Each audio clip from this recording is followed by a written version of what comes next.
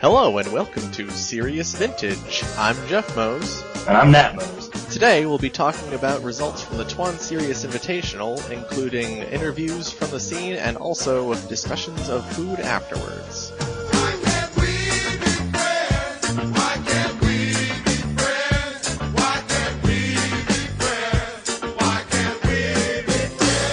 Hi everyone, we're here with Jerry Yang, who was part of the TwaunSerious Open, or TwaunSerious Invitational.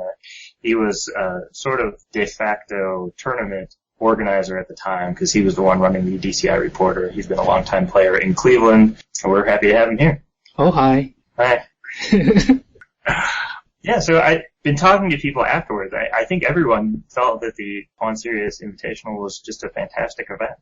I would have to agree. I think it really came off. It came off perfectly, I would say. Yeah. Everyone had a really good time. Some people had too good of a time. That's true. I mean, part of having a good time, and Twaun being a very gracious host, was the amount of booze that was there on hand. And I mean, I got there at like 11 o'clock, and I think you guys had already been drinking. For a little bit. Well, I wasn't there yet, but yeah, I know. Yeah. Like people had started drinking already when I got there, and it's not like they ever stopped. Yeah. Oh no, I think we started around, I want to say 10 or 10:30. Yeah. And I'm pretty sure we didn't stop until at least 1 or 2 the next day. Yeah. Wow. Because I was there at last call when they kicked us out of the bar that we went to after the restaurant. Yeah. That's because you were double parked in front of the gay bar. Yeah, that's exactly right. So wait, you guys went back to the gay bar? Okay, well, this is a little bit... There's no denial here. I mean. So after we went out to dinner, some of the guys wanted to go out to, bar hopping afterwards, and some of us were like, we have drives, we have to get home. So some of us went back to Twaun's apartment to pick up our cars that were outside there, and Twaun lives next to Bounce, which is a dominant gay bar in the Cleveland scene. Dominant gay? That's a specific kind of That's thing, like right? Japanese hard gay, but Cleveland. It's pretty, I mean, it's a serious gay bar, and someone had parked, like there's diagonal parking all along that front area, and someone had parked parallel parked behind me in the diagonal parking so that I could not get out. And Jeff's rear was blocked. Entirely. There was no escape through the rear. Now, I just kind of want to point out that we actually recorded this once before. We recorded the whole episode once before, and we had to re-record it because Geoff didn't get everything. And this is taking a totally different track. It really is. It really is. Basically the same with Geoff taking it in the rear. Right. Well, I mean, I know that still happens. But... So the upshot of it was that I ended up having to go and hang out with Twaun and the rest of the crew at the bar until last call when we came back and finally able to escape. But that's like the end of the night. The more important part of the night, that's when everything went bad. Let's talk about the vintage part. Yeah, the vintage part and the drinking part and even the restaurant part, all those went really well. Right. I mean, we had 18 people turn out. Yep. And I think that what was the max we were, I don't think we would 24 was the max. Twaun was prepared for 24. I think that actually 24 would have been pretty tight in that area. Yes. It would have been pretty tight in the area. Yeah. Well, I mean, no matter how many people, the area was pretty tight anyways. There were definitely some tight individuals. I mean, you have a bunch of dudes playing vintage, so the area is going to be tight, right? Right. Yeah. Yeah, so tight. I like the pacing of the tournament. I noticed I was looking back at the Wizards Event Reporter logs, and the rounds all started and finished in less than an hour. Really? Whoa. It was surprising, yeah. And we didn't we misclicked half the timing, we had timers and stuff. Right. And we didn't even get to time, I think, but in 2 rounds.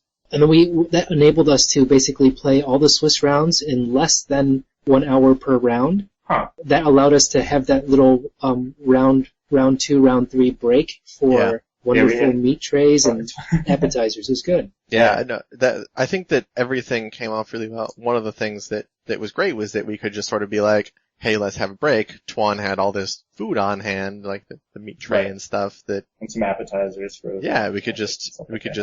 That meat tray is not a euphemism, right? No. Okay. Not in this case. The other meat tray came later. Okay. I'm really impressed though that we were able to keep all our rounds under an hour. That's really great. Yeah. Until the top 4 match when Sam was Yeah. hammered out of his mind and spent Well, that's what I was going to say is that I think top 8 took almost as long as the entire Swiss rounds took. Yeah, I wouldn't be surprised because in the top 4, the other match was done before Solly and Sam had finished game 1 because And Solly and Sam were playing Burning Long and Belcher respectively. Yeah. That's not a match that should go to time ever. It was incredible. Well, I think admittedly there was time for Sam to have a Tom Collins made for him so that he could drink his Tom Collins before playing his match. Well, priorities. Well, I can understand yeah. it. I was chastised when Sam, halfway through the match was like, I need another drink, and I actually, got him a bottle of scotch and set it down I'm still next kind to of him. angry about that. Why'd you give him... So I brought a bottle of Glenlivet 15. Yeah. Why would you hand it? You had an array of other drinks to hand him, and you had to hand him a 15-year-old scotch, you know? I'm So sorry, you could have given Jerry. him, at that point, a glass of water probably would have been just as fiery as anything Would have else, been better for him, in fact. I'm Like sorry, a little water Jerry. with some sugar in it. right? I just can't. This Tom Collins is great! But yeah, as far as metagame goes, we had mostly combo, it seems like, because we had Yeah, there's a lot of combo. we had 3 Belcher players, 2 Burning Long players. That's already Both of whom made top 2. Yeah. And 2 of the 3 Belcher players made top 8. Right.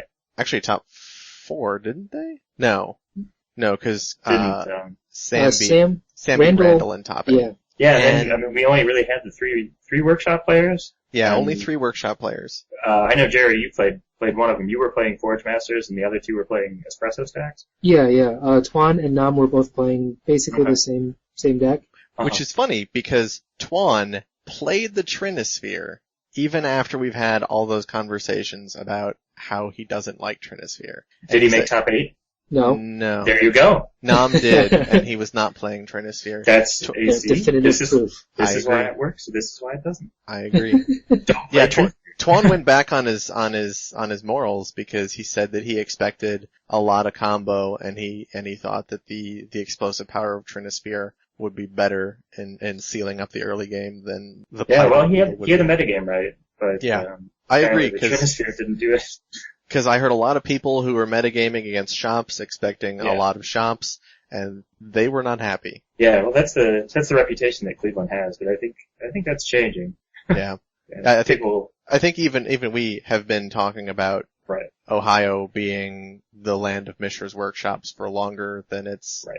than it's actually been true. playing out. Yeah, because I know the last several tournaments that I've gone to, I'll face shops maybe once a tournament, if that. I always am super prepared for it, and it just never comes up. Yeah, well, you have to be still prepared for it because they'll Yeah, still beat you if you're totally. not ready for it. It's like drugs. But yeah, exactly. But I know we talked about this the first time we recorded, where it was sort of we were trying to figure out what the Cleveland metagame overall picture is, and I think did we sort of decide that it's a very experimental metagame that people generally like playing what they like to play, so it's not necessarily I think it ends up being what did you call it? Ohio style? Yeah, Ohio yeah. style. It's a transforming Ohio style metagame. Like I was talking to Jake after the tournament because he was playing red white hate bears and he made top 8. He was like, wow, if I can play these terrible cards right. and make top 8 or do even better than that, it would be insane if I actually played good cards. So he's like, I'm gonna, take a look at blue and start playing blue because why shouldn't I be playing with the best stuff in the format? And so, I'm sure that he's going to bring his signature garbage aggro style to it and see what he turns up with. But at the same time, it's something of people come into this and they start somewhere, but they grow over time. Charles Rocco was playing Grixis. He started out as almost exclusively a dredge player and got into shops he for played a while. dredge for 6 months before switching to anything else. Yeah.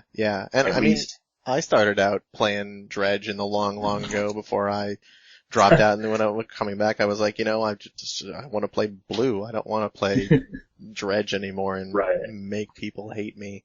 Yeah. Well, I started out on Fish forever ago, and then switched to Belcher for a long time. So. Well, Zach was playing your specific Belcher list, right? Yeah, and went 0-5. Yeah, he had a terrible day, which is funny because, I mean, it was the last Team Serious Open that he was either top 4 or top 2. Yeah, he dominated. Same deck? Yeah, he crushed everyone. It was ugly. And talking to him, and you'll hear this later in the interviews, he just could not get a break. I mean, he had a game where he wheeled and then memory jarred and just never saw an Empty the Warrens or a Belcher, which is statistically highly improbable. Yeah. Yep, well, that's how it goes. Like that. I've definitely played that tournament as well. Yeah, I think Nat and I we were both playing. Well, you can talk about your experiences about not catching a break. Yeah, I was playing the Vintage Restored list with the Restoration Angels, Snapcasters, basically a control list. I won my first match pretty easily against Rug Delver, and then I played against Jason Perret, who was on Blue Red Land still, and in game 3, after I won fairly handily in game 1 and lost fairly handily in game 2, I guess game 2 was pretty back and forth, and it was sort of even. And then in game 3, he had 5, he drew and played 5 manlands in a row. Damn.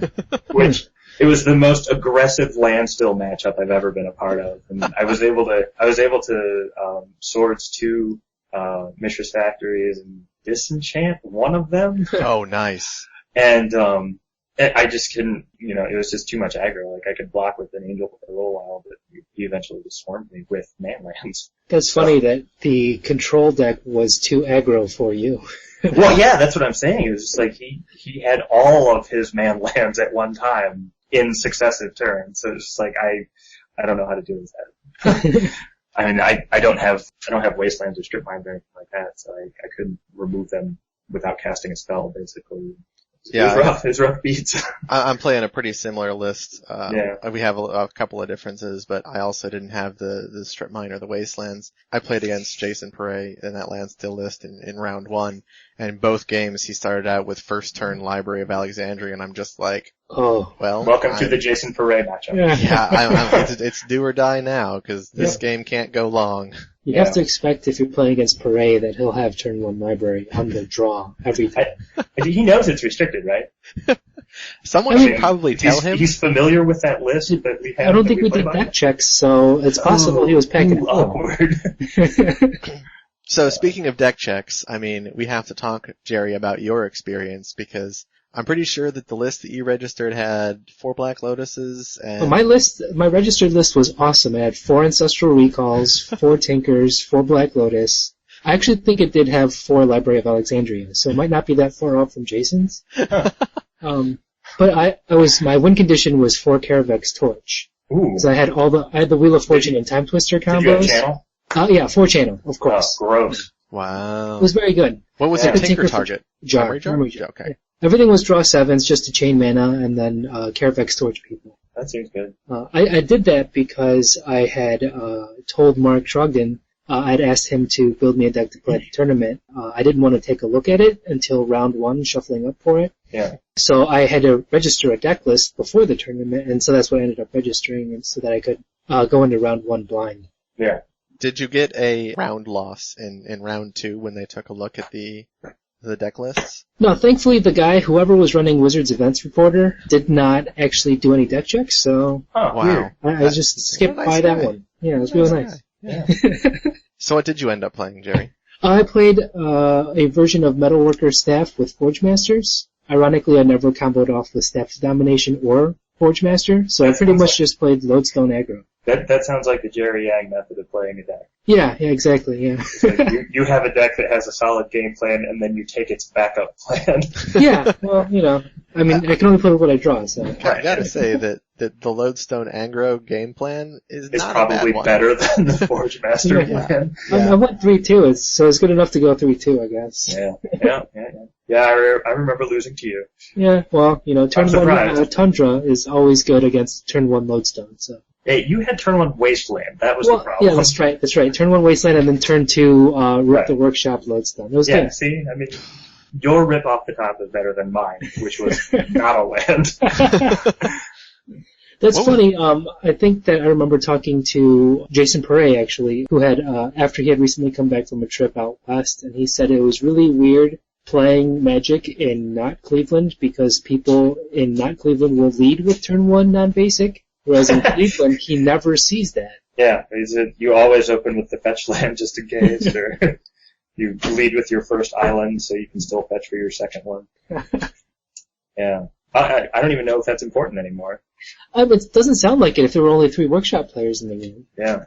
Yeah, but it's still, I mean, like, there were still fish players, and I mean, Paret's definitely playing Wastelands. You don't only have to worry about playing non-basics against shops. Right. Well, I mean, the tournaments are small enough that you usually know what your opponent's playing by round 2 or 3 anyway. Also, can I just say that I really like the fact that there is a power trade-off in being greedy and playing non-basics, because, like, just talking about Modern as a format where non-basics are just almost exclusively not punished, that just blows my mind. Yeah. And, like, if the format didn't have Wasteland in it, I would feel like it was really missing something. Oh, yeah. Could you imagine being able to play, like, turn 1 Ancestral Recall, turn 2 Meddling Mage off of just anything you wanted? I mean, that happens anyways, I suppose. But. It does, but at the same time, you can get totally screwed if your opponent has the Wasteland and just knocks you down there. Right. And that's important. Yeah. Well, it's especially important when you think about the possibility of, multiple Wastelands in a row and being able to hit your first 2 or 3 land drops with a Wasteland. Yeah. Just see what happens from there. I've definitely made that opening in playing workshops before, because some blue decks just aren't prepared for it. Oh, yeah. Mm-hmm.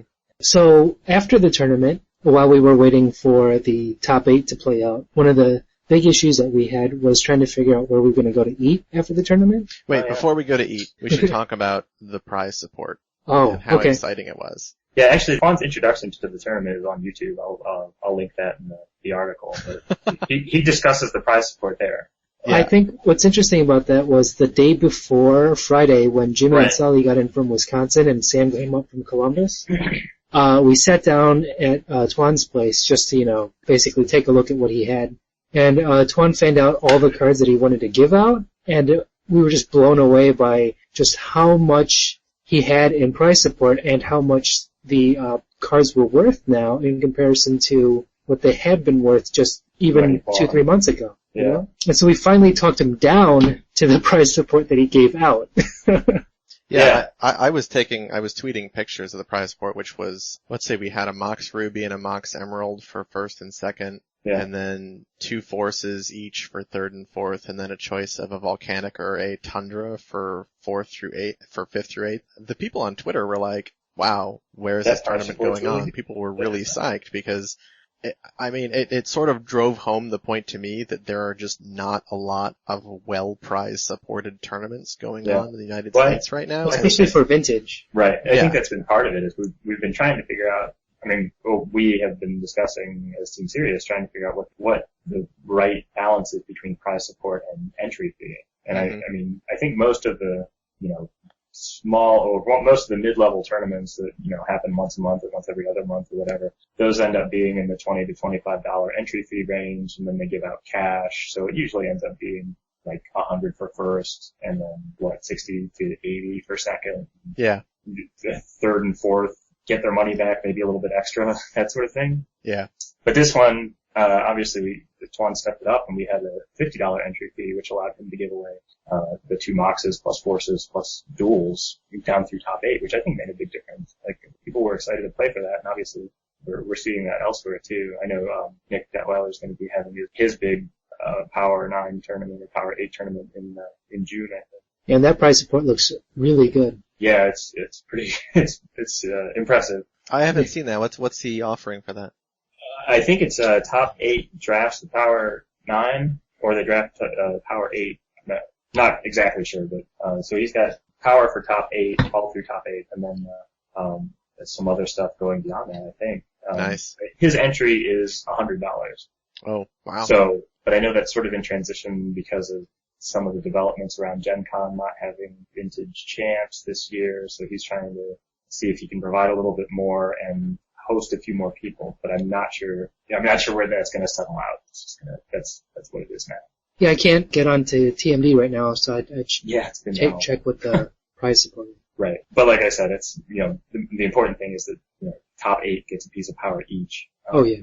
And that's obviously a big deal. I mean, the problem with that is that if you have a limited number of people, he's restricted to charging $100 a person, so just to cover himself. Yeah, it's really cool to have the big prizes that really get a lot of attention and get people really excited, because I sort of feel like that's been sort of missing, because I think people come down. I mean, it can cost a decent amount to do the driving and all the other ancillary costs associated with attending a tournament. And to just walk away with maybe a little bit more than the money you invested if you win or come in second, then that's not easy. Right. And I know we've talked about it before too, that in Ohio, playing in Ohio and playing in Michigan, that sort of thing, we had there were a few tournaments that would offer a piece of power as first place, but really no prize beyond that, or something. It was cash. And there were a lot of times where you would come down to top 8 or top 4 or whatever, and they would split because nobody wanted to go away with nothing. And as a result, we were playing for the same mocks for months in a row. Yeah. Well, I think we did that at RIW for like an entire year. Well, I mean, there was that Hero Zone tournament where it was for a Mox Ruby, and everyone was like, all right, play it out this time. And I lost to Brain in the finals. He got the Ruby, and I got enough store credit to get a Vampiric Tutor. Yeah. Oh man. I'm surprised you got that Vampiric Tutor. I would have expected like a handshake. So that's a bit heartbreaking. Yeah. Well, I mean, that's the thing, is like we're balancing the prize support. Yeah. It's just it's so hard to do, because you need to make sure you cover yourself so you're not hemorrhaging money every tournament. Mm-hmm. And you still want to have something big enough that it draws people. So. On the plus side, I mean, I know that, as Jerry was saying, that Twan still has a lot of stuff that can be offered up as future prizes, so this will not be the last. Yeah, and I think what's nice is that we'll have, as a group, we can pull together enough prize support to be able to keep this continuing on for at least the near future. Right. Yeah. I think 2 or 3 of us could go in on prize support and, each pay out about $100 and try and get what money we can back or something like that. And still try and do something similar to have more of these every year. Because I don't think a TwaunSerious Invitational is going to happen every month, but it'd be nice to have it happen quarterly or semi-annually. That sort of we were trying to figure out if it would be better for it to be like a yearly event or a twice-a-year event. Yeah. Well, I mean, like you could probably do it 3 times a year and just have the 3rd one be Gen Con or something like that too, or have the 4th one be Gen Con. Oh yeah, I see. But yeah, I mean, there's plenty of options. Obviously, things are open, and we're all still talking about it and hoping that vintage will continue. But then afterward. I was gonna say, speaking of vintage continuing, I was really surprised to see that article that got linked by Jake earlier in the week that said in 2011, Wizards said that there were 12 million players for Magic. Yeah. And that is a huge number, right? Like, I can't imagine vintage being a very significant portion of that player. Yeah, we were estimating 1,000 players. Yeah, worldwide. That sounds about right. It's probably somewhere around that. Might be a little bit more or less, but 1,000 seems like probably about right. I mean, even if you had said like 2,000, I mean, what's that compared to 12 million? Right. Yeah, it doesn't matter. Yeah. We're still talking about really small numbers. Right. But in any case, so the tournament I thought went off really well. I think the pacing was great. I think the top 8 did drag a little bit, but I think that was more a factor of the alcohol than the tournament. Man. Damn. I like that when we get to the alcohol, it's just like... and then well, there's a couple interesting things that started to happen as the night progressed on and people got more and more drunk. Did you like Nat and all of the people who were playing Cube Draft and Nat just shouting sitting Cube around going, Cube! Repeatedly? Cube! Oh, yeah. So loud. And I think Nat and Sam tried to count together at some point. We were trying to figure out what they were counting, and I really have no idea. And it's funny because I like took a picture of that and then went out to the hall to tweet it because I had to go in order to tweet. I had to go into the stairwell because Twan's subterranean dubstep den blocks all electronic transmissions. It's a Faraday cage. I don't know if you realize that. Yeah, and apparently Nat had some amazing fall in the kitchen that I totally it was missed. real good. Although he did pop up very spry-like, like almost ninja-like. It wasn't my first time, you guys. Like, I've fallen down drunk before. My assumption was that we were counting Storm, and we were probably discussing Belcher. I think you guys were just trying to count personally. But I don't know. I mean, I don't need to demonstrate that all the time. Like, Sure, yeah. it's true. Anyway, yeah, it was a good time.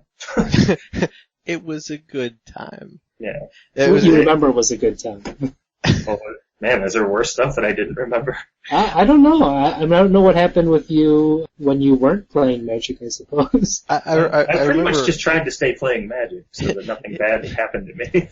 Nat was playing his cube, and he was just looking at his lands and just cracking up laughing. I can tell you why that was. It was because I had drafted a blue deck, and I had accidentally shuffled my sideboard into it. So I would be playing this blue deck, and I'd just be hilariously dumbfounded as to why I was drawing like mountains and red cards. Nice. Like, why are you here? Nicely done. Yeah. So, it's the challenges that you go through when you're playing Cube. I find that during tournaments, especially in between rounds or after the tournament or before the tournament, one of my favorite things to do is to play pickup vintage games with people I haven't played with ever or in a long time. Uh-huh. And it was real fun to be able to play a couple pickup games with Nam because both him and I have been gone from the Magic scene for a while. Oh, yeah. So you guys were both playing like 2009 style. Oh, yeah, it was real good.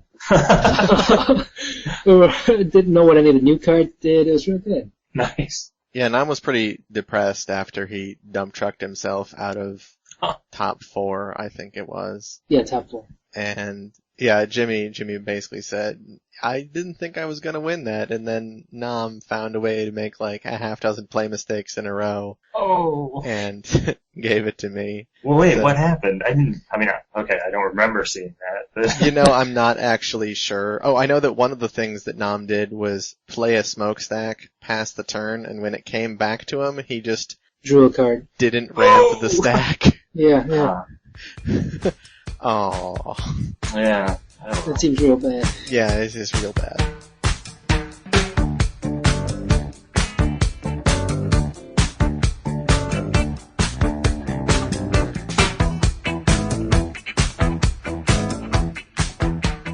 After the tournament, we couldn't figure out where we wanted to go because we had more than a dozen rowdy, drunk dudes trying to find a place to eat. From where we were by Twan's house, it's tough to find a place because most of the places are small, like, niche eateries that can't support, a table for 14. Right. We had 13, right? Yeah, we had 13. And so we wanted to try to go to Market Garden, but by the time we got there, I think it was like 10 or 10:30. Yeah, it was 10:30. Yeah, and it was just, there was like a gaggle of people outside waiting to get in, so we were definitely not getting in there. Thankfully, Caffrey knew the hostess, I think, at Bar Cento across the street, and was able to get us a seat for a table for 13 in like, I want to say 10 minutes or 15 minutes. Yeah, it was awesome. That guy totally came through, and it was great. Now, what'd you eat at Bar Cento, Geoff? I had the margarita pizza, which is... Is that with tequila and salt? No, that's the fairly it's like the very generic Italian style pizza. It's just, actually, no, I didn't have it because I had it with the house sausage on it, which was sausage. Yeah. Because we were making big sausage peaches jokes. So I have to say that it was a real drag because we got seated at like 10:40 and the waiters slow-boated us on drink orders and stuff until 11:05 and then told us that the main kitchen shut down at 11, so we couldn't order off the entree menu. It was just pizzas and appetizers. Did he actually just tell you, gotcha? Or was it like... No, we inferred that. When he said, no, sorry, you can't, the kitchen closed at 11. And we were already like, man, this guy's taking a long time to actually get around to our order. I'm pretty sure he just didn't want to shove through 13 different orders at 10:50, Still. But anyway, Yeah. the pizza was good. It definitely reminded me of being in Italy for 2 weeks and eating nothing but pizza for breakfast, lunch, and dinner. It was the exact same style, taste. They recreated it very well. I had the ramp pizza, being that the only thing that was available was either pizza or appetizers. I didn't find that to be too memorable. I think actually the standout pizza was I got to have a slice from Sam's breakfast pizza. And that had bacon and a sunny side up egg and black pepper, and it was actually fairly flavorful. Well, you said that the breakfast pizza was sort of mixed because there were some bites that had a lot of pepper and some that didn't have any, right? Yeah, I mean, I was a little disappointed that it wasn't more uniformly put together. Right. I mean, after thinking about it for a couple of days, I think that at least is better, having, a mix of flavor, like the flavor blasts, let's say, of black pepper. Right. Having those that mix is better than not at all, so. Yeah. You would describe the pizza as flavor blasted? Oh yeah, blasts, left and right. Flavor blasted goldfish pizza. Yeah. Neat. Yeah, that actually sounds okay. I know that. What other kinds of pizzas did they have? Did they have anything else that was interesting? Jimmy got the arugula pizza, which we both were kind of disappointed in that the arugula wasn't very flavorful because it was put on underneath the cheese and then cooked. So, you know how arugula gets when you cook it. Like, it just sort of dries up and wilts away. And then, right, yeah.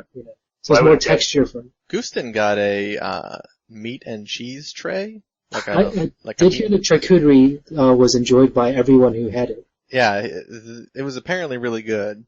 Cool. I can't speak to it myself because I don't have any. I'm assuming just various cured meats and cheeses. Yeah. What's nice is that Cleveland is the home city of Michael Ruhlman, who basically is the guy who brought back charcuterie to the United States. At least the current charcuterie movement in the fancy restaurants or fancier restaurants.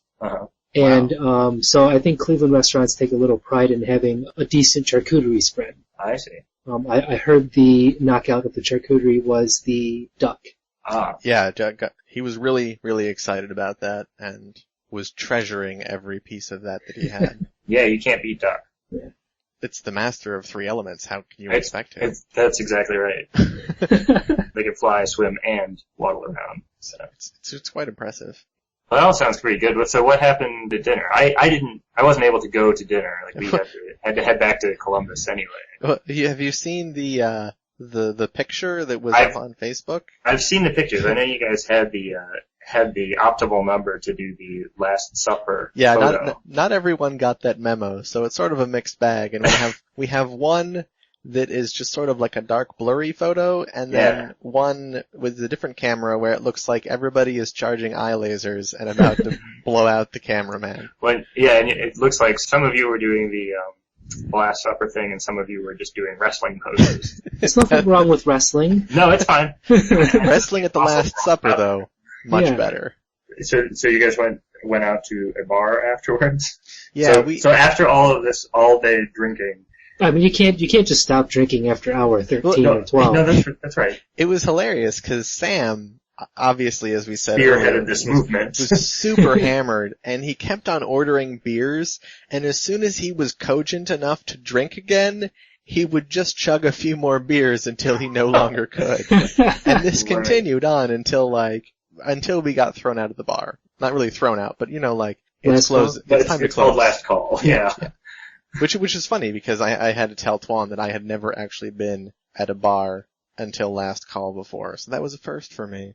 Well, there you go, hanging out with Team Serious. I did not spend a lot of time in bars. It's a whole new experience. Serious experience. I don't think we mentioned though that the TwaunSerious Invitational was a formal dress affair, and it was really cool. I mean, first of all, I really enjoyed the formal dressiness of it. It was a good time, but with 13 guys walking around Cleveland just in suits and ties and stuff. That was a good time. Yeah, we got a lot of stares, but we also, we rocked it, and it was great. I always think that's an interesting way to go about it, because it does, I think there are some people who slay differently because they're in nicer dress. You think? Yeah, I think so. I mean, it's like impart confidence or something? Yeah, I think so. I think it does. I definitely feel different when I'm wearing a suit. Right. So you're saying it affected your tournament performance? I wouldn't like to say that because my tournament performance was terrible. It might have. I mean, maybe you just shouldn't ever wear a suit. Fair enough. Maybe that's true. Yeah, maybe it affected it negatively. Because you went 1-4 like I did. Yeah. I think it is nice, though, to have everyone, I think it just classes it up, I suppose. It gives you a more vintagey feel, maybe. Yeah. Well, I know we've always talked about that as this vintage atmosphere. I mean, hence the dressing up, hence the scotch and not beer, hence the, I mean, we're looking for, felt tables and monocles here. Right? Also, we were really hoping that the police would bust in due to a noise problem, and we would have to explain to them why we were 18 guys dressed in suits playing a card game while drunk. It's a party having to do with citrus fruit. You can look us up online. I like that we had so many different scotches there. I think, what was it, like 6 or 7 different scotches? Yeah, it was truly something. Can you give us a rundown, Jerry? Because I'm not I enjoy scotch apparently, but I'm not an expert by any means. I think if we keep it at a looser interpretation and just do whiskeys with or without the E, okay.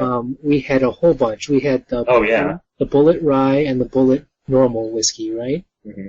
And then we had, of the scotches, we had Cardew. I think that was like a 8 or a 10 year. The Glenmorangie, and then I had the Glenlivet, and then Caffrey brought the Jameson. So we had a good range of either single malt and or blended whiskeys, which is actually kind of neat to be able to, because I know by the time Geoff got there, I had tried almost all the scotches. And it's interesting to be able to have direct side-by-side comparisons of all these different scotches, whiskeys in general. Yeah, what was your favorite? I mean, what would you recommend? Oh, I mean, for me, I'm biased because I brought the Glenlivet 15, and that's like my favorite special occasion scotch. I think it's smoother and less acidic and smoky and burny. Yeah, I started with that one, so I have a pretty good memory of it. It was definitely as you described. Yeah. I think it's just more conducive to a long-term sipping drink versus like a short shot and or 1 hour drink. Right. Yeah. We're definitely not drinking for just an hour at this point. We're definitely going in for the long haul. So. Right. Yeah. I don't think anyone starts drinking at 10 a.m. and is like, I'm only going to be drinking a short time here. I'll be done by noon. This is fine. No, I think it was very good. Actually, one of the things I tried for the first time at the tournament was the one that was recommended on your last podcast. I think your last or the second to last podcast, the Ransom Gin.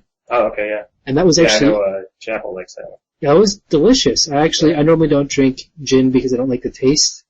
It seems to have like a medicinal. That's just prejudice. Yeah. But this Ransom Gin, I must have had 3 or 4 glasses of it, just straight. No. You were drinking it straight? Oh yeah, it was delicious. Wow. I think what's interesting about the Ransom Gin that I remember is you could actually taste the juniper, and that was very upfront without any of the medicinal aftertaste. So that was. Oh, okay. So you still got the sort of piney juniper taste without getting the gross parts that go with it. Exactly, without the pine sol, Right, yeah. It's pretty good. You could always chase it if you missed that. Yeah, exactly. I could mix it, I could just wash my glass in pine sol. Yeah, right. Yeah.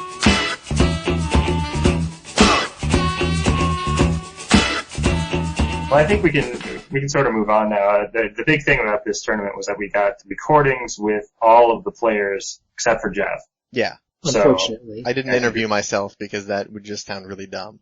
Why not? Don't you, question yourself or interview yourself every day? If you'd been drinking, you would have done it. Constantly, but I don't share those with other people. I think we can go on and we'll play for you the rest of the interviews with the players. These will be in order. Is it last to first you're doing? Yeah. We'll start out with 18th with Zach playing Belcher, and then we'll go all the way to Solly at first with Burning Oath. Yeah. So enjoy listening to those. And they're totally out of order too. So I mean, you're going to hear spoilers at different moments, and it's sort of like Memento, where you're just trying to figure out in what order the story actually happens. Right. Wasn't there a literary term you had for that? Discombobulation? No, I think you had a literary term for spoiler alert. A foreshadowing. Yeah, that's foreshadowing. There you go. Yeah, it's not spoilers. It's foreshadowing. Nice.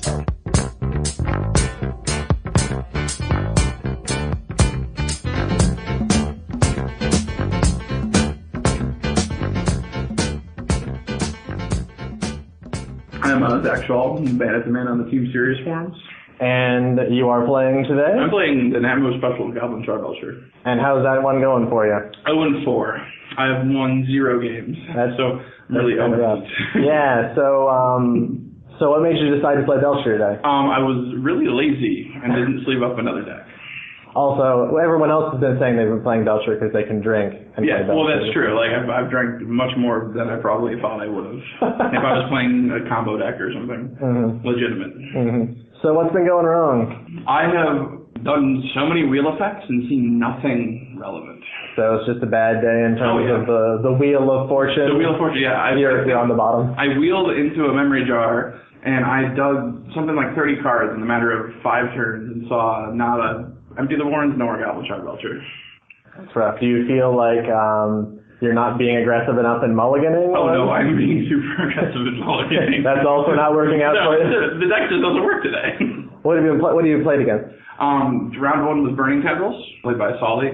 And he just kind of whooped me all over last Friday. Round 2 was the Mirror, because there's 3 Belcher decks here. And round 3 was Drug Delver, and round 4 was actually Geoff Mose with fancy Resto Angel. Yes, yes. Constituting my first wins of the game at the last table. So now you beat me. It's pretty good. No longer in the winners bracket. We found who was weakest. It's Belcher. I guess so. The other Belcher decks seem to be doing okay. Yeah, Randall is piloting a black version that's he's doing okay. I think he's like 3-1 now. And then I don't know what Sam, because I know he's piloting one, but I don't know what his record is. Yeah, that sounds good. And then there is the one Dredge player, Caffrey.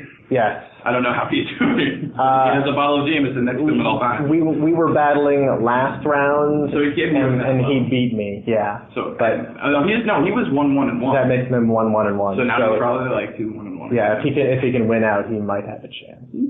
So far, it's been pretty fun, though. Yeah, it's been a great time. Looking forward to anything for dinner? I don't know. I've never been to Cleveland. Yeah, the Cleveland people always have lots of answers for this question that everyone else is like, I don't know. Never been to Cleveland. Ask the Cleveland people. Yeah, I'm going with them on this. There's a lot of booze, though. Yeah. So that offsets whatever I may be eating.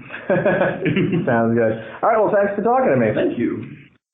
And who might you be? I'm Nat Mose. I'm one of the hosts of Serious Vintage, periodically. Fancy running into you here. Weird. What are you playing today, Nat? I'm playing Vintage Restored, which is a blue control deck with Restoration Angels as a finisher. I didn't realize it was called Vintage Restored, and I'm playing the deck. Well, you can call it whatever you want. Catchy title. It's blue control with Restoration Angels. And how has it been going for you? So far I'm 1-2, so I think if I win out at this point, I can still potentially make top 8, but like I said, potentially.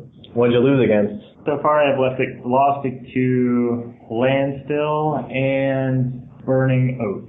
That's pretty rough. It seems like this should actually have a decent matchup against Burning Oath. It should have a decent matchup against pretty much everything, but just didn't work out that way. Some things don't work out. Yeah, sure. I mean, there's always a little bit of variance. I mean, against my Landstill opponent, who is Jason Parade, in game 3, he drew 5 of his man lands, which I was able to remove 2 of them and block a couple with Restoration Angel, but he still was able to swarm me with the rest, so wasn't able to pull it out against him. And against Mike Solomoffi, who was playing Burning Oath, I beat him game 1, and in game 3 he wheeled me into a Force of Will, a Restoration Angel, and 5 lands. And he did give me another turn, and I did get a mana drain, which I used to Force of Will, but after that I was pretty much dead. So he had way more threats than I had counters at that point. That's how that deck works. Pretty rough, yeah. Yep. What'd you win against? I won against... What did I win against? They all just fall by the wayside, not very memorable. I won against Alec Kappas playing Rug Delver. Really? How'd that matchup go? That matchup is a lot of fun. I would play that matchup many more times because it's so much fun. It seems like, Restoration Angel was pretty good in that matchup, along with Rest in Peace. Restoration Angel is tits in that matchup since it blocks Delver and doesn't get hit by lightning bolts, and it's just really hard for him to deal with. I beat him 2-0, I think, and in game 2, I surgical extractioned his Delvers, and pretty much won not necessarily based on that, but he didn't have any other good threats against me, so I won easily. Go for it. Are you drinking scotch out of a mug? Where liquor in a mug warms you like a hug, happiness is just a flame the whole way? It's not really like... I mean, actually, the liquor is kept cold by this mug because I have this handy handle that doesn't make my liquor warm. Oh, fancy that. All right. That's pretty cool. That's the hot serious vintage tip for the day. Cool. Drink your liquor out of a mug because it has a handle. Did you run in the surgical extraction again? Yeah, well, against both Alec and against Landfill, I was boarding out a force of them because my feeling is that they're not going to do anything on turn one that I'm going to want to counter, and I would rather counter something with a 1-to-1 trade than a 2-to-1 force of will trade. So, I mean, against Alec it worked out, and against Landfill I guess it didn't, although he was playing lands that I couldn't counter. So yeah, against Alec, my 60th card, so to speak, was Force of Will was between Force of Will and surgical extraction. So I brought in the surgical extraction and was able to hit him with it. Yeah. And he later played Mystical Tutor, which I let him resolve, and then played Snapcaster Mage, targeting my surgical extraction in an attempt to have him shuffle his deck and put his Ancestral Recall somewhere else in his library rather than on top. Didn't end up mattering, ended up beating him anyway. Glad to have that rather than Force of Will at the time. So there we go. Sounds good. Thank you very much for your time. Thank you. I will be on the next episode of Serious Invitational. See you then. So who are you? I am Matt Hazard. All right, Matt. What did you play today? I had Noblefish. What made you decide to play Noblefish today? I had played it a few years ago and felt comfy with it, and thought it might have had some use against what everybody would be bringing here. What were you expecting people to bring? Shops. Did you play against shops? No. Because I think there were only 2 shops players I didn't here. play any shops. We actually ended up being real combo, like 3 Belchers, 3 long. One I played Dredge, and I thought, oh, that's great. Let's come here and masturbate with our friends. And then I played, let's see, Belcher? Oh, just a blur? The red-white guys in top 8. Oh, yeah. The very last one I played Nat. What was your record? It was horrible. It was 1-3-1. Hey, that's better than mine. Drew with the Dredge. That's real neat. How did you manage that? Well, I lost the first game, got a rest in peace out early. The second game beat him. And then the third game, got a rest in peace out, but couldn't draw my dudes. Wow. Yeah. What else went wrong over the course of the day? Well, against the red-white guy, I did have every colored mana-producing land in play. Wow. Yeah, it's pretty impressive. That's cool. I could have hardcast Blightsteel if it were in my deck. And he was at 2, and then he top decked the Stoneforge, and well, went kaput. Oh yeah, okay. What'd you win against? Net had blue. He had Tinker, Mystical, Drain, Force, Restoration Angel. Did your deck have a hard time with Restoration Angel? Not when I play Gitaxian Probe and then drop a Meddling Mage on Restoration Angel. Nice. All right. I do have a Trigon Predator, and if it's pumped, if it's exalted. Oh yeah, okay. So I'll roll over it. It says hi to it. Yeah. What have you been drinking?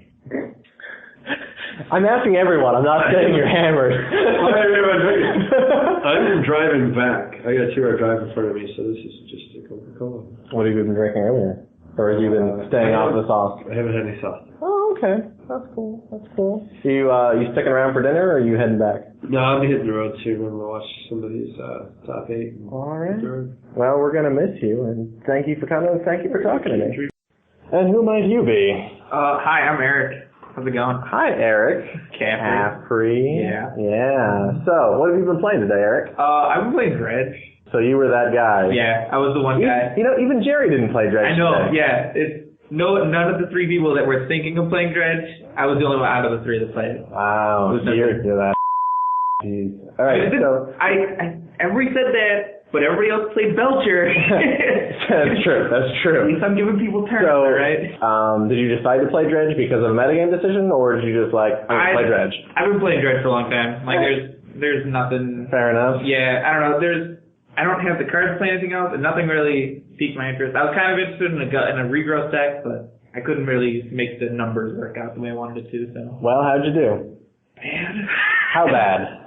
My only win was to you scooping to me. So. Well, you know. I drew in the first round. You drew, that's why I scooped you. 2 tournaments in a row. 2 Team Series tournaments in a row. How do you do that with Dredge? Like, I mean, I used to do that with Dredge back when my Dredge took forever to play. Yeah, because it was before they printed all the Dredge cards? Yeah, before they printed good Dredge cards. That's really interesting. I don't know.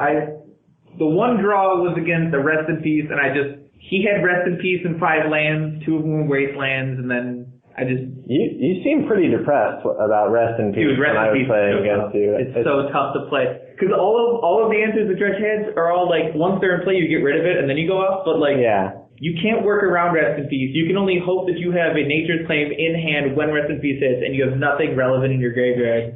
And then if you get it out of the board, like, then you can do something, but then that spell has to resolve, and then you have to draw stuff, and then discard it. It gives them a turn.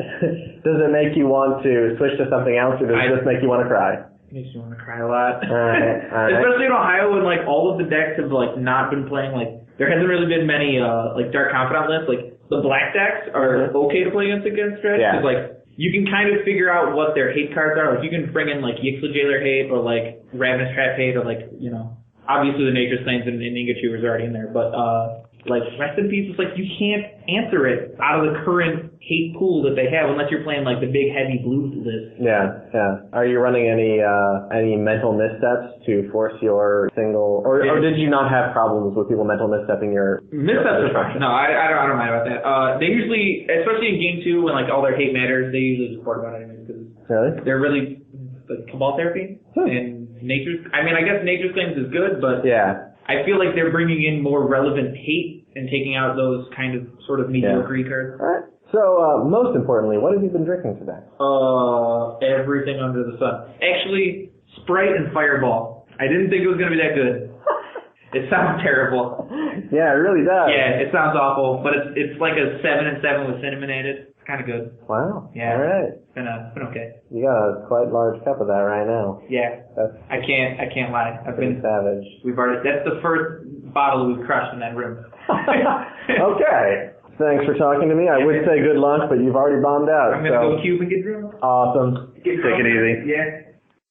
So, tell me your name. I'm Alec Kappas, also known as Baldwin in the world of Magic. And what were you playing today, Alec? I was playing Rug Delver. And how did Rug Delver go for you? Really badly. How badly? I ended up 2 and 3, and that was because my last round scooped to me, so I actually only did 1 and 3. Well, I mean, that's the same way I did. Are you saying I did terribly? I think so. Yeah, you're right. So, what went wrong? I think it was just the meta and the matchups. Rug Delver was really bad against how many long decks are here and how many white decks are here. I have a really hard time against the white decks with Restoration Angel kicked my butt today. And they're just playing dudes with 4 in the butt, and lightning bolts just don't do anything. Yeah, exactly. That's actually why Nat thought that might be a good deck choice. Yeah. I think that you played against 1 shops, right? Or did you play against 2 shops? Yes, I played against Nam in my 3rd round. And how'd that go? Because I talked to Nam about it, and I was like, you know, some people say that Rug Delver crushes shops, some people say it's a pretty even matchup. What did you find? One of the biggest reasons why I played Rug Delver is because of its shops matchup. Game 1 was really good. I just went like turn 1 Delver. He played some stuff, and I was like turn 2 Goyf, and I'm just beating in for 6 for a couple turns. He starts blowing all my permanents. I get down to 0 permanents, and he's at 3 life. Because he's stacking them out? He's just locking me out like that. But he didn't have any spirit effects, so I just Volcanic Island Lightning Bolt for the Game 1 win. About that. But yeah, game 2 and Game 3, he was just a total blowout. He was just playing permanents, blowing out my mana sources. Yeah. I couldn't draw some lands in Game 3, and he got it. Knowing what you know now, what the metagame looks like, what would you have brought instead? Red shops is definitely, it's always played really well for me. Oh, right, because that's your, like, signature deck. Yeah, the red shops. I hate shops, and so I'm pretty much only going to play vintage decks that are good against shops. It seems really good in the mirror. Yeah. Double loaders and heretics and stuff like that. Sure. So I played Rug Delver. It's been playing really well for me in the past couple vintage tournaments I played in. Fair enough. Well, Alec, thank you for talking to me, and I can't wish you good luck at this point, but take it easy. Thank you very much. All right, so who are you? I am Jason Perret. All right, and what are you playing today, Jason? Blue-red Landstill. What made you decide on Blue Red Landstill? Well, it's kind of the deck that I've been playing a lot recently in Vintage, and I only get to play it once every few months. So it's kind of it's a deck that I know, it's a deck that I like, the play style of. I like being able to, play the control role, but occasionally just go aggro. Do you feel like, because there's discussion about whether blue-white or blue-red is better, do you have an opinion on that? I've never played blue-white. I mean, I think white has pretty good removal spells. I could see, if you're playing a version of Snapcaster, or you could play Swords to Plowshares. That could be good in a field with creatures. But I felt like, there would be a lot of blue control decks here, and I felt like the blue-red matchup is better for the blue control. Fair enough. How have you been doing? I'm good. I'm 2-0. Really? Yeah. How'd you do in round one? I against all odds, I ended up beating the great Geoff Mose. Oh, really? Interviewer extraordinaire. Yeah, playing Restoration Angel Control. What'd you play in round two? I played the other Mose. Yeah. That Mose, also playing Restoration Angel Control. How'd that go? It was a little bit more interactive because my round one opponent got mana screwed continually. It was a little more interactive. It was 2-1. First game, he just smashed my face. Second game, I got the Crucible Strip Lock, which eventually got there. And then the third game was pretty interactive. But what ended up happening was he played an early Restoration Angel to try and race me, and I drew all 5 of my mana lands, and I was able to just outrace the freaking flyer.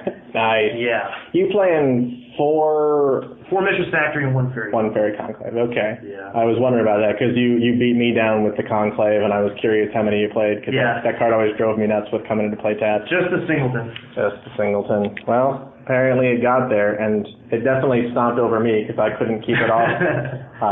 The flying was really relevant against me because I couldn't do anything about it with Snapcaster. Right. Even chump blocking it for a turn. Yeah, it's good when you get in those, and it's really good in the mirror as well if you get in those Mistress Factory stalemates, someone's got a standstill out, and, you drop a flyer and you're in. Seems really good. Cool. Any idea where you want to go to dinner tonight?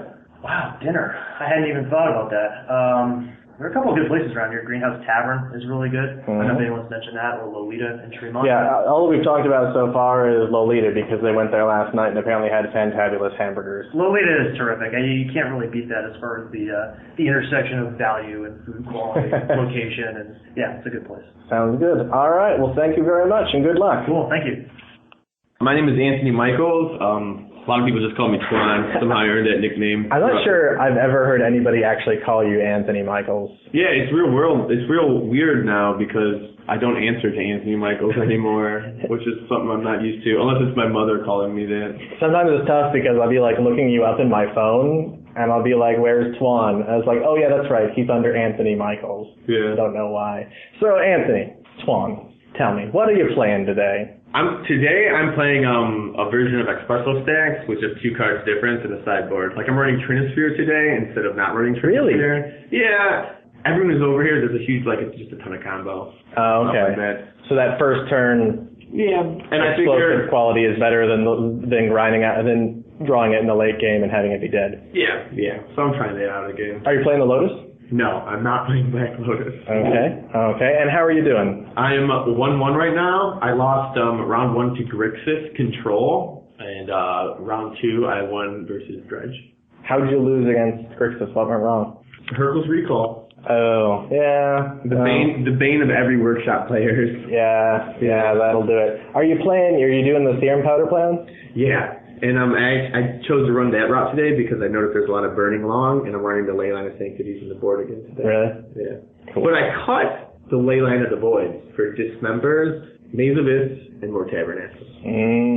Are you worried at all? Because, I think there's at least 3 Belcher players in there who all have said so far that they're playing Belcher because they were expecting shots. Yeah. But it's kind of a coin flip match, though. If you go first against the Belcher player, you probably, if you have a Thorn and a Chalice, you're probably okay. But if they go first against you, you have to hope that they mull in game 3 very aggressively. Yeah, because I think all of them are playing Leyline of Anticipation in expectation of having to be on the draw in game 2 and win on the draw. And that's also another reason why my Leyline of Sanctity might help too. Yeah, would you bring that in? Yeah, absolutely. Okay. I'll take on Tangle Wires and some other things. Do you have a solution against Empty the Warren, other than just keeping them from casting it? I have Tabernacles in the board instead of Leyline of the Voids. I figured there's only going to be 1 or 2 people playing Dredge. And right. And you beat the Dredge player without the Leylines of the Void. How'd that go? Yeah, it went well.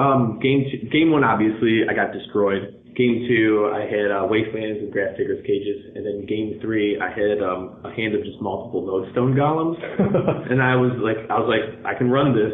And I did the math in my head, and I got there. Yeah, I actually got a picture of that of you sort of thumbing your Lodestone golems on the board as he was doing graveyard math. And and then I had a Karn Silver Golem too in there. Seems cool. All right. Thanks and good luck. Thanks. And who might you be? I'm Rick Gideon, Zinvir on the forums. And what are you playing today? A red-blue Dragon Delver deck. Is that World Gorger Dragon and Delver of Secrets? It is Delver of Secrets and Thundermaw Hellkite and Oh, Hypersonic Dragon. okay. How's that going for you? I went 0-2 the first 2 rounds, but then I've gone 2-0 since, so. Oh, excellent. 2-2. What have you been playing against? Workshops, Belcher, Blue Control, and Garbage Aggro. Did you beat Garbage Aggro? No, that was one of the ones I lost to. Really? Yes. I would think that your fatties would trump his fatties. I wasn't drawing. Oh, that's rough. So, how have you been performing against those? What were your wins? I went 2-1 against Belcher, lost the first game, won the next 2. Workshops, 0-2. Garbage Aggro, 0-2. 2-0 against Rug Delver. Has your deck been performing as you expected?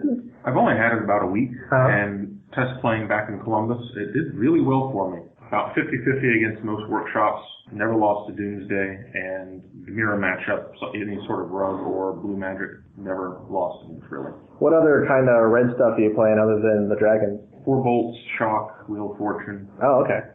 So a little bit more control on that side. Casters as well. Is your control package very heavy, or is it like a 4 force and 4 force, 2 drain, 2 mana leak? Oh, really? 2 mental misstep, and is it charm? Oh, awesome. It's been balanced pretty well. So at 2-2, you can win out in the prize. It's I think so. Yeah, fair enough. All right. Well, thanks for talking to us. Thanks, no problem. And who might you be? I am Jerry Yang. Oh, nice to talk to you, Jerry.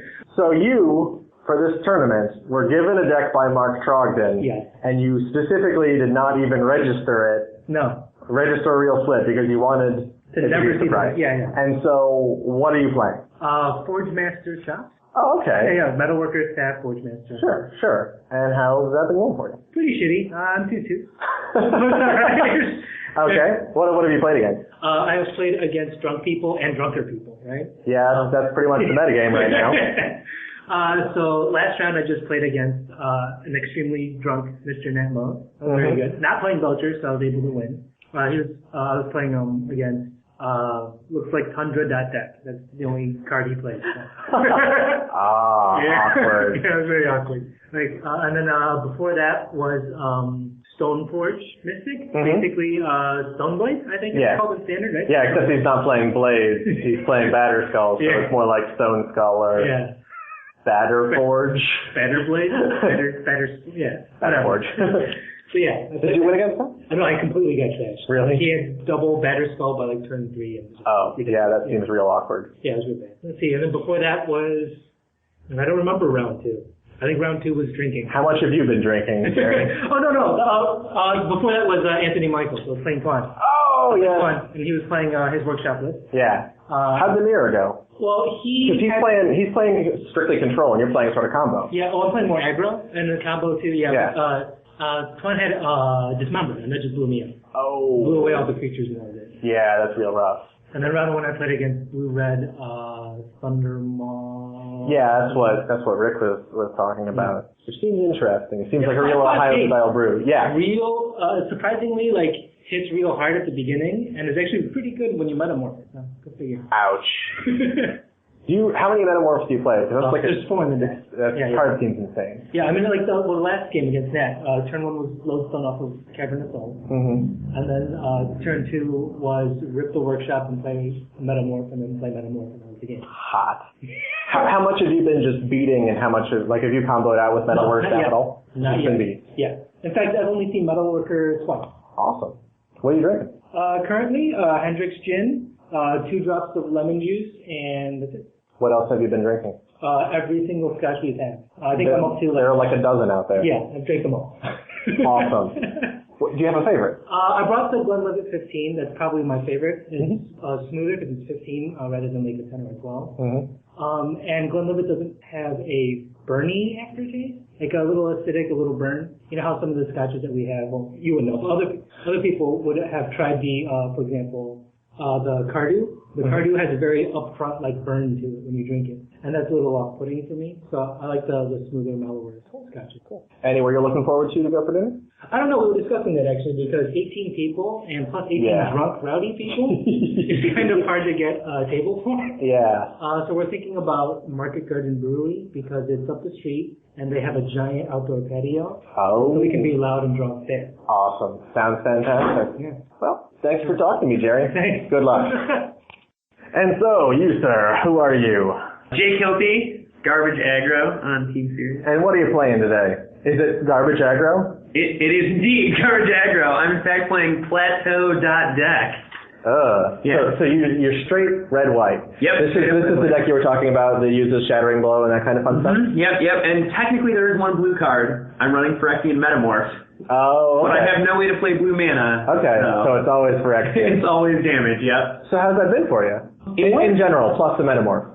Pretty good. It's gone back and forth. I actually, it's pretty good against the expected metagame, if there is such a thing. I think the expected metagame is really weird shops and combo. Sure. So the first part all day, real shop, or weird shop, I'm good with. Yeah. Index, I'm good with. Kind of regular vintage, I'm okay with. But there was a lot more combo here today than I thought there would be. Played against Belcher twice. Yeah. I have 2 losses today. Yeah. Belcher? Those things are strongly correlated. I'll say that much. Yeah. What else have you played against? I played against another creature-y deck, but with blue in it, Noble Fish. Okay. And I beat that. I have Lightning Bolts and Who's playing Noble Fish? Hazard. Oh, okay. Yep. Okay. And then I just played against Twan with an espresso stack build, and Batterskull plus main deck Welders in the non-artifact deck do pretty well. So your record is 3-2, right? 3-2, but does that put you in the top 8? This was just round 5, I think. Is there another round? I think I'm in the top 8. I think I just got paired into the top 8. Oh, that's excellent news. I know. You're playing against Charles, playing blue, black, good stuff, Dark Confidant, restricted list, dot, yeah. You feel good about this? Well, we played before the tournament a little bit just to kind of, shake off the cobwebs, and I crushed him. Good. And he's been talking a lot of smack today. In fact, some might say talking shit. Oh, no. And I'm going to just destroy him. That sounds good. What have you been drinking?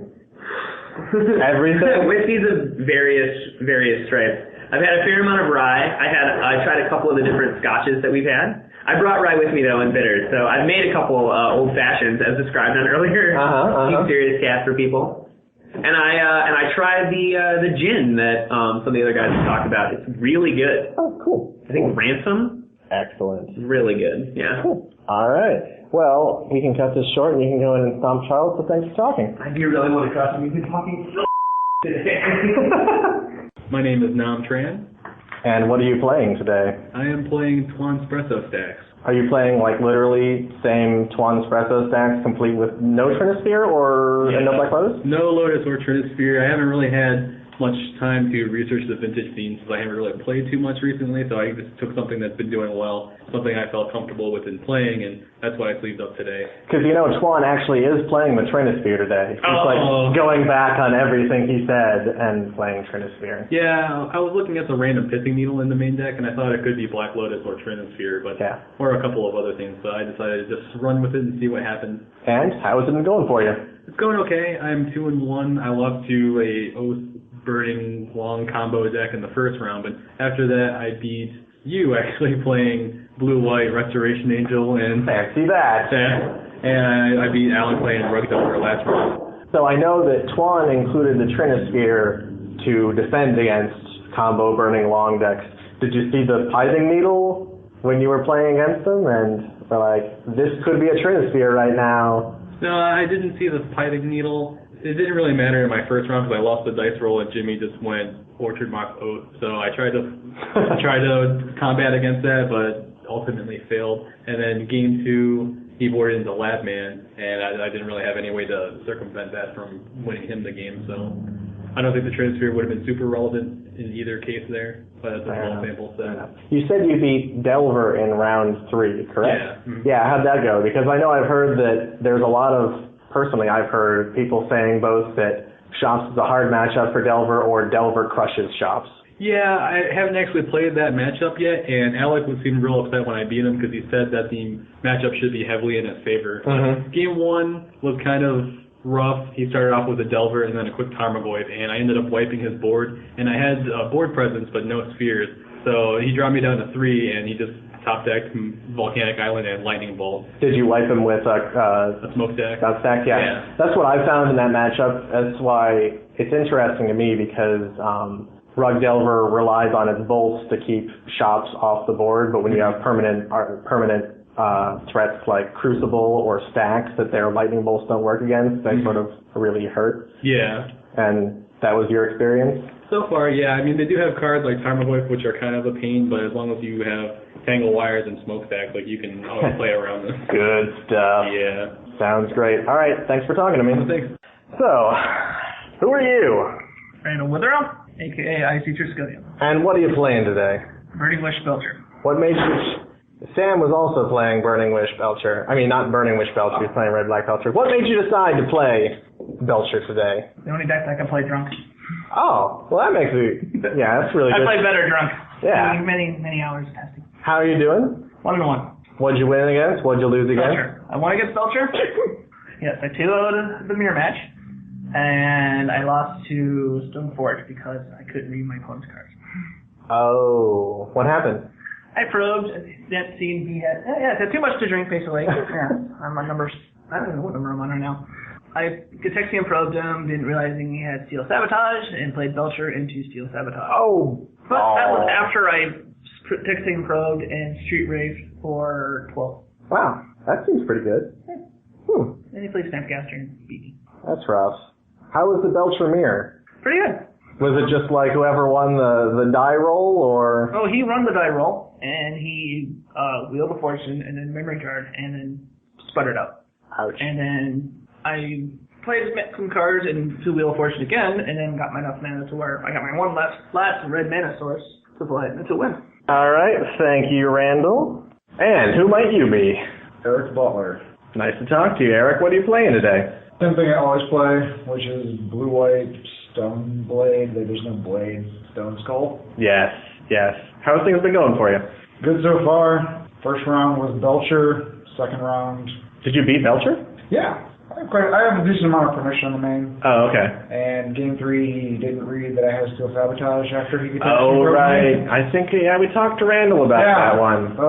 I don't know what he just there. Didn't read it? Yeah, I laid out my hand and just left it there. Because when he said that he didn't read a card right, I thought he meant that there was a proxy error or something. No, it's just non-proxy, actually. It's a real Steel Sabotage. I just pulled it out of my hand because he turned one from me and just was like, well, if you got it, you got it. And then he didn't play it. Next turn he played Belcher, sabotaged it. Next turn he played Belcher, Snapcaster, still sabotaged it. That's real awkward. Yeah. Oh, it worked. So you beat Belcher and then round 2? Round 2 I played against whatever Jerry's playing. Oh yeah, he's playing Fortune-Master Shops and he said you trounced him. Well, that was the only match in 3 tournaments where I've gotten actually 2 batters pulled out and play at the same time, which was pretty good versus Shops. Satisfying? Yeah. I put in Tinker today. And really? That took game 1 real quickly. Do you have a real Bob or do you tinker for batter skull? No, I put a Blade Steel in. Oh, okay. I cut the 2 card win combos I used to run. So I used to have Vault Key, Rest in Peace Helm, and it was getting a little janky. Too many 1-ups that I draw and wait for the other piece. So I cut that, left the Rest in Peace in because it's just good versus Comical. So you're playing Rest in Peace main? Yeah, 1 Rest in Peace main with an Enlightened Tutor to find it. Oh, nice. And then supplementing the Mystical Tutor in that works for the Tinker, can also find the Enlightened if I need to chain to a Rest in Peace, I guess. Sure.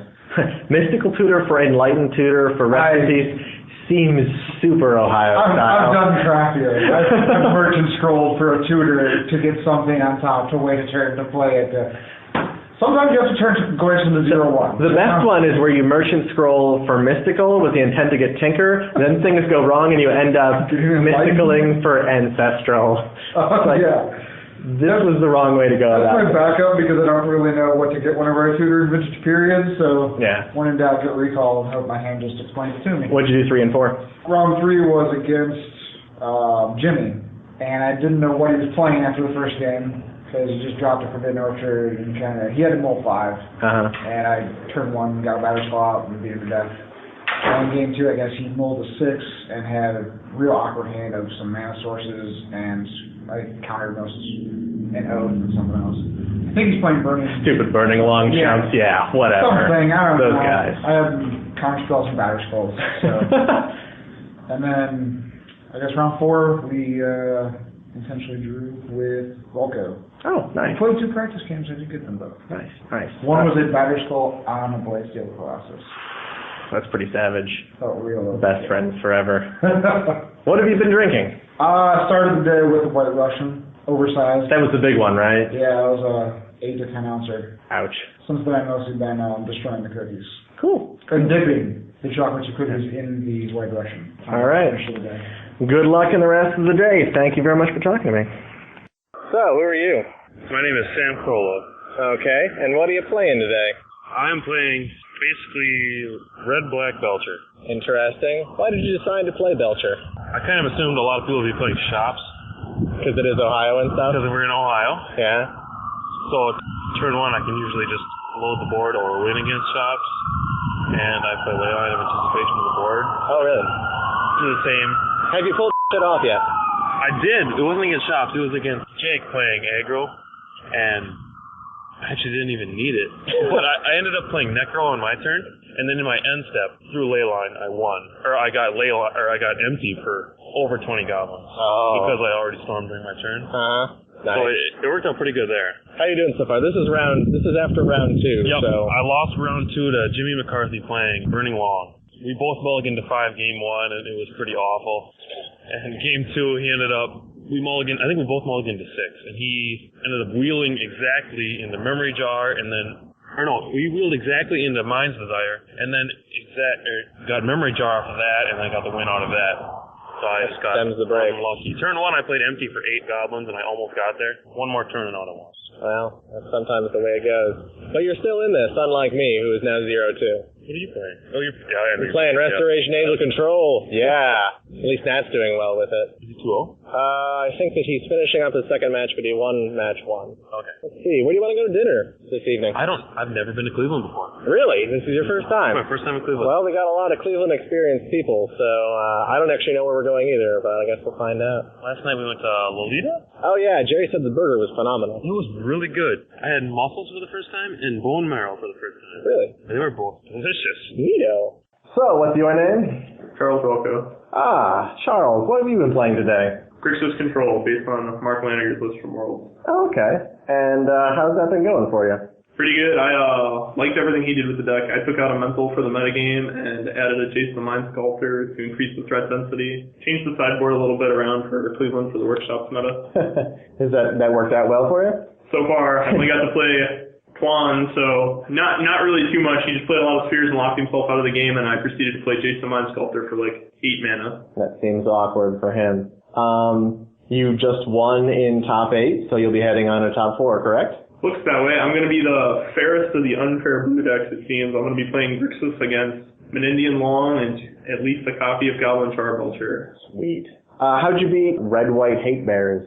Game 1, I forced an interaction where he had to weld out my Time Bolt for my Black Lotus, which allowed me to cast Jace and unsummon his Goblin Welder. The following turn, he was able to recast Goblin Welder, but that turn I was able to cast the Yawgmoth's Will on a Tumble Bolt key and take infinite turns. Nice. And in Game 2, he expended double bolt on my first Jace. I followed it up with a second one that he also bolted. I followed that up with a Pressured Mystical Tutor for Will, and was able to will my entire deck back into play, essentially. Awesome. Bounce his only Simian Spirit Guide out of the game. Cool. So that would be putting you against Jimmy, I think, in the next round. Probably so. Our chances there are probably about 60-40, his favor 60 probably. What else did you face in the Swiss? What was your record in the Swiss?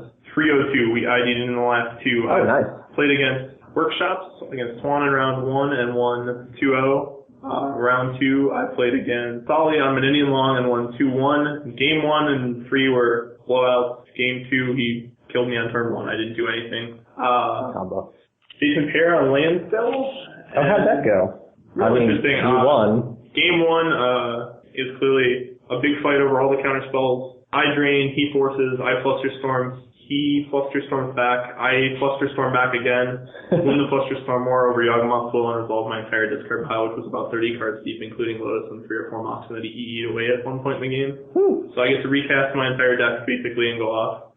Game 2 we win fairly. And Game 3 I win in turns after being able to cast again Flusterstorm, and then in response to that, after that resolved, he tries to counter it again with Mana Drain. I spin Sensei's Divining Top and find my one of Pyroblast from the board, and Pyroblast is drained. Oh! Wow. Nice. What'd you play in round 3? Or that was round 3. That was round 3. And then you just threw in. Round 4 and 5 we ID'd in against Eric Butler on Stoneforge Control, and against Jimmy on Mana Deal Long again. Awesome. Well, have you been drinking at all today? Nope. Oh, so you've been keeping sober and beating up on the drunk guys. There you go. Excellent, excellent. Well, best of luck in top 4, and there you go. There you go. Thank you, sir. Thank you. I'm Jimmy McCarthy. I guess LHC most places. Hi, Jimmy. So what were you playing today? I am playing Steve Menendian's Burning Long deck. Is it card for card? I am playing 74 cards of what he played last time he was in Ohio. Who would you switch? I cut the third Shattering Spree in the board, so I only have 10 dedicated workshop slots in the board for a thought to use. So I had one card I can bring in every other matchup. Sounds good. And how has it been going for you? I am in the top 4 due to some rather serious misplays by my opponent who gifted me the Game 3 in the top 8 there. Yeah, Nam was looking kind of depressed there. Yeah, it started very bad when he played a smokestack and then he chose not to ramp it the next turn against my Orchard Mana Crypt Oath in play. Oh. Not so good. And then a couple turns later when he neglected to sack his second creature, so I got to Oath again and win. Oh. Well, that seems bad. Yeah. What have your other matchups been? Obviously, we just finished top 8, yeah. But how'd you do in Swift? Let's see, the first round I played Sam with Belcher, which is just dumb. And we both mulled the... It's dumb, but who won? We both mulled the 5, game 1. I got to Oath because I kept a hand that was 2 Orchards and 2 Oaths, and then I Oath and killed him. And then game 2, I was dead on board to 9 tokens, including one from my Orchard. So I managed to top deck Wheel of Fortune into exactly mana for Desire 4. That's right. Memory Jar into exactly mana for Demonic Burning Wish Yogwill. He was not psyched about that. No, he was unhappy, and I don't blame him because I top decked my Wheel of Fortune out of top deck. Backed it out. And then I got there an exact mana 3 times. Have you felt like you've had some harebrained victories, or have most of your wins been? No, it's either been, oh cool, I got turn 1 Oath, and then I get Gristlebrand, and then I draw 14 cards and pass. I had a game of that, I drew 14 cards, and yeah, I'll play a Chrome Mox, and I will discard 5 cards. There is no mana. This is fun. That's pretty cool. Yeah, but I mean, it reminds me of the Tyrant Oath deck from back in the day, really? The Gush Oath deck, in that it's a pretty crappy Oath deck, and it's a pretty crappy combo deck, but you get games where you draw some of each where you're like, yeah, cool, I'll play Forbidden Orchard Mox Burning Wish. And then you'll play a spell and they'll counter it, and then you'll play a second Forbidden Orchard and get another spell countered, and then you kind of die to tokens. Fun time. And that sucks. And then all the other games you're like, yeah, City of Brass, Mox, Oath of Druid. Well, I guess I'm not doing anything. But at least it's gotten you at least 2/4 of wills at this point. Yeah, if you get the right half, if you're Orchard Mox Oath, boom, you kind of win all those games. And good time. You turn 1 kill Dredge, which I got to do, you win those games too. Nice. So you had, I don't know, I actually am not very familiar with the deck. Okay. It has no Dredge board? No. Dredge, you just killed him. I mean, it's a turn 2 combo deck. You're basically running long, Grimlong style, except for that part of your combo is you also just have 4 Oath of Druids and 2 Gristlebrands. Fair enough. That's just tinker for bargain. Sure. But yeah, otherwise you're just straight up long. So, I mean, you don't really need an Oath board when you kill on turn 2. How many of your wins have been Oath, and how many of your wins have been just long, go up and tendrils them? Man, it's probably pretty close. I think I've won more with Oath just because I've drawn a lot more Oath hands. Mm-hmm. And I mean, Oath is really easy to win with. Yeah. When you draw Gristlebrand, and I mean, those wins tend to be, I kill them with combo out, but it's really an Oath win. Yeah. But I've only had a couple where I won without Oathing, basically. Most importantly, what have you been drinking today? I've been taking it easy, so I've just been on beer. Oh, okay. I've been doing some of the Conway something, the Great Lakes Irish Ale. which is pretty good. As a Wisconsinite, I figured I would buy some local beer, and the gas station we went to was like, all right, so we could get 1 of 7 Bud products, 1 of 7 Miller products, or Great Lakes. I was like, all right, I guess I'll buy a Great Lakes product. Sounds all right. Miller Lite at home. Well, all right. Thanks, Jimmy, for talking with us, and good luck. First of all, who are you? Oh, you're recording right now? Yes, Mike I am. Kalamasi. All right, and what are you playing today, Mike? I'm playing a variation of Menendian's Burning Long deck, which really is anyone's Burning Long deck. I just don't like the H2, so I'm not playing those. What are you playing instead? I just have a whole bunch of different artifact removal at different costs. I have 1 Steel Sabotage, I have 2 Nature's Claims, because I want to be able to blow up the Null Rod enchantment. I have an Ancient Grudge, because I think everyone that's not running that card when they can cast it right now is ridiculous. And 2 extra Hercules Recalls in the sideboard. And how has that been going for you? Not too well. I played Belcher twice. That was good. So I played. Well, I know you beat the first one I because we talked to Zach earlier. I did. I played Belcher twice. The first time I beat him. The second time I played a Necro and could kill him, and Randall drew a Memory Jar and naturally found Lotus off the Memory Jar. I don't think Belcher loses when they draw Lotus with any amount of cards in their hand ever. And then game 2, I actually had Mind Break Shots in my sideboard because I expected a lot of combo here. And to fight through that, you need some interaction. And I've heard quite a few people saying that they expected a decent amount of combo, and I think that came true. Yeah, I had a board state in game 2 against Randall that was Mind Break Trap, Yawgmoth Bargain in hand, Lotus, Tolarian Academy, and City of Brass, waiting to just draw any artifact, any ritual, any mana source. I counted 26 active draws to just play Bargain. And I was trying to Hercules Recall him whenever he was trying to belch me because he knew about the Mind Break Trap, so he was playing the Belcher and then trying to... And eventually I had to crack the Lotus to hit the first Belcher and naturally drew the second Belcher a couple of turns later, and I just didn't draw mana, so I lost that one. I've also played against Restoration Angel Control. Oh! So yes, there are 2 of those here today. Yeah, I played against Restoration Angel Control and then played against Grixis, which is my testing. Now granted, I've only tested against one of the decks I've played against today because, this is Ohio. Right. Play as much as they want. Yeah. Dude, we have UR Dragon Delver, Dragon being Thundermaw Hellkite. Yeah, I saw that. That's the Ohio stylist of the Ohio style here. But I played against a pretty stock Grixis control deck, and in my testing, it's ridiculously in my favor. But mulliganed and then wheeled him into the triple counterspell time walk hand. That was rough. Sends the brakes on draw 7s, man. It happens. I mean, I didn't get Flusterstorm, so I can't really complain because that was my biggest fear is just draw 7 my opponent into Flusterstorm, Snapcast, or Flusterstorm. And that hasn't happened? But it hasn't happened yet. I don't know. We have one more round. I'm pretty sure a 3-2 can make it. So Cool.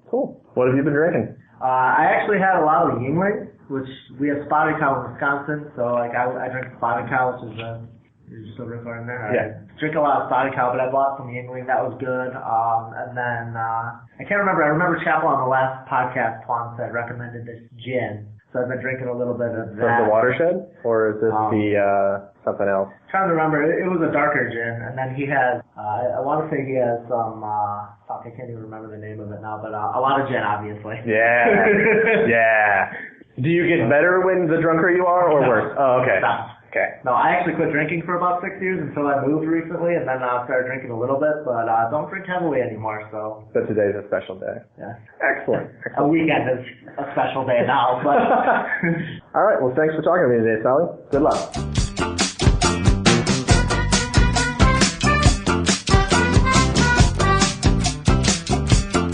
Well, it's happened again.